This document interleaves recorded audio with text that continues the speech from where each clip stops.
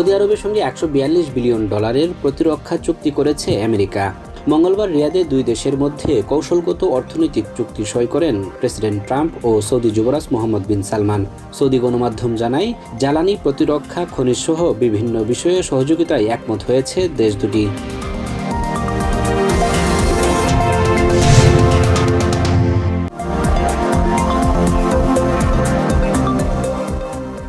Snape থেকে বরাদ্দ বাতিলে দেশের কয়েক মিলিয়ন মানুষ খাদ্য সংকটে পড়বে বলে আশঙ্কা জানিয়েছেন সেনেট মাইনরিটি লিডার চাক শুমার।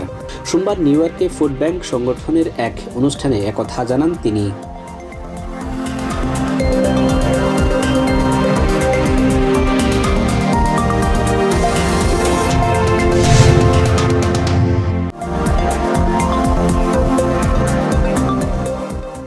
দেশে আইনের শাসন বিপন্ন বলে সতর্কতা দিলেন সুপ্রিম কোর্টের প্রধান বিচারপতি জন রবার্টস।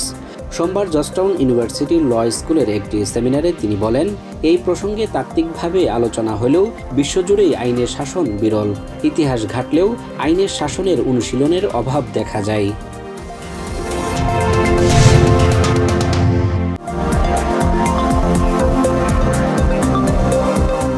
প্রেসিডেন্ট ট্রাম্পের অঙ্গীকার অনুযায়ী সাউথ আফ্রিকা থেকে 49 জন শ্বেতাঙ্গ শরণার্থী দেশে এসে পৌঁছেছে।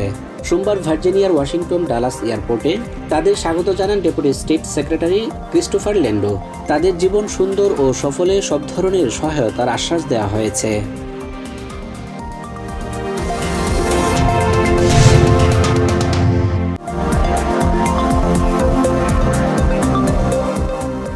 বহুল আলোচিত 2001 সালে রমনার ব্রতমূলে বর্ষবরণ অনুষ্ঠানে বোমা হামলার রায় ঘোষণা করেছে আদালত। মঙ্গলবার ঘোষিত রায়ে মৃত্যুদণ্ডপ্রাপ্ত 7 আসামির মধ্যে একজনের সাজা কমিয়ে যাবজ্জীবন কারাদণ্ড এবং বাকি 6 জনকে 10 বছর করে কারাদণ্ড দিয়েছে হাইকোর্ট।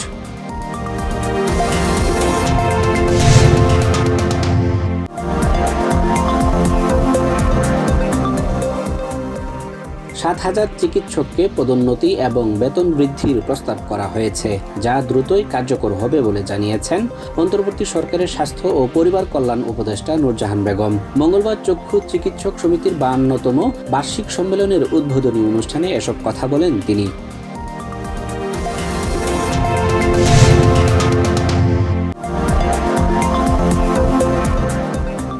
জাতীয় স্বার্থের বাইরে কোনো সিদ্ধান্ত নেওয়া হবে না বলে জানিয়েছেন বাংলাদেশ বিনিয়োগ উন্নয়ন কর্তৃপক্ষ বিডার নির্বাহী চেয়ারম্যান চৌধুরী আশিক বিন হারুন।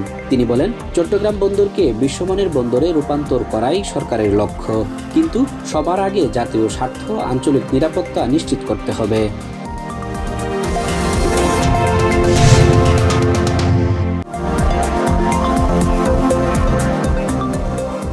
ব্রিটেন সরকার তাদের অভিবাসন নীতিতে গুরুত্বপূর্ণ পরিবর্তন এনেছে, যা ইনডেফিনিট লিভ টু রিমেইন এবং স্পাউস ভিসার নিয়মাবলীতে সরাসরি প্রভাব ফেলবে।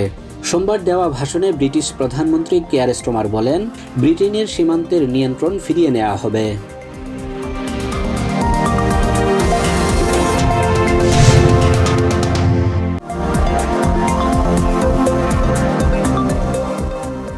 ভারতের হামলায় পাকিস্তানে 40 জন বেসামরিক মানুষ নিহত হয়েছেন। নিহতদের মধ্যে 7 জন নারী ও 15 জন শিশু। হামলা প্রতিহত করতে গিয়ে পাকিস্তানের সশস্ত্র বাহিনীর 11 জন সদস্য নিহত এবং আহত হয়েছেন 78 জন। মঙ্গলবার আইএসপিআর এক বিবৃতিতে এই তথ্য জানিয়েছে।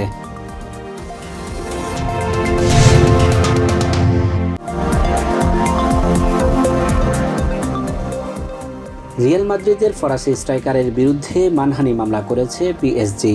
পিএসজির দাবি, এমবাপ্পে তাদের কাছ থেকে কোনো অর্থ পাবেন না, তারাই বরং এমবাপ্পের কাছে 98 মিলিয়ন ইউরো পাবে। এই অর্থ পিএসজি মূলত দাবি করেছে ক্লাবের মানহানির ক্ষতিপূরণ হিসেবে।